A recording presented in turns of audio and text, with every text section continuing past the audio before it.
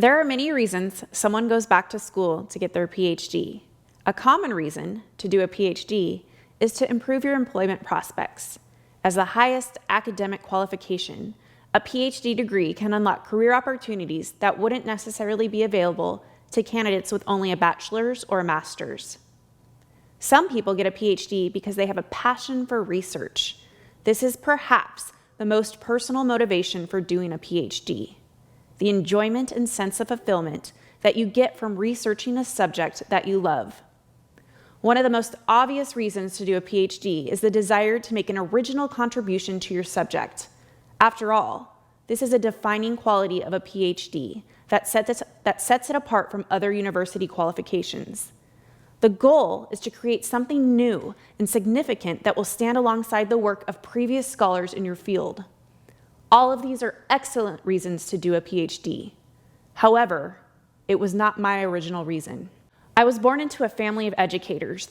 Education has always been in my blood. This is my 20th year in education. I taught for 10 years, and this is my 10th year as an administrator. My father was my high school principal and later became the assistant superintendent of secondary education. He earned his doctorate at Pepperdine University when I was just a little girl. He was a steadfast educator for 38 years, in which he served with commitment and honor for Riverside Unified School District. He had such a deep love for RUSD and strived daily to create an environment focused around building relationships, endless opportunities, and student achievement. He relied upon the methodology of teamwork and believed in paying it forward to make our community a better place. He was an excellent role model for me and my brother, who is also an educator. He taught us to live out our purpose each and every day. He believed in fostering encouragement, morale, and productivity by providing individuals with tools to reach personal and collective goals through genuine leadership and unconditional support.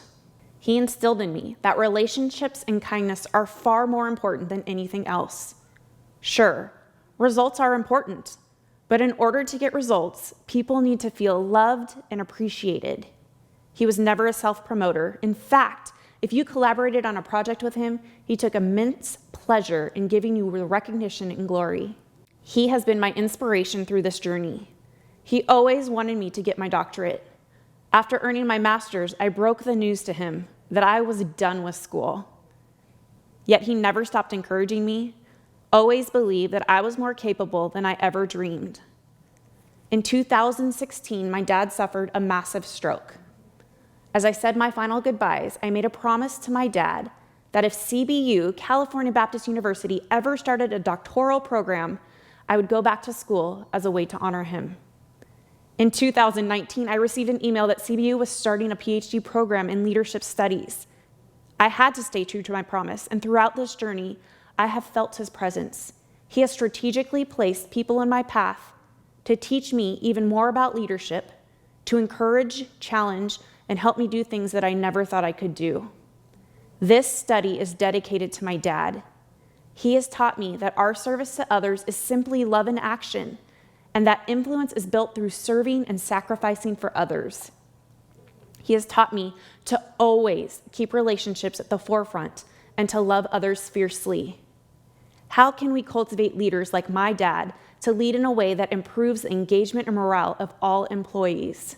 This leads me to my research problem and the work I've been committed to for the last 3 years. There's still much research that needs to be done to determine what specific leadership actions help to improve staff engagement and morale. This is evidenced by the fact that although many principals understand academic leaders' comprehensive roles and responsibilities, they lack the expertise and skills to engage and implement these practices effectively.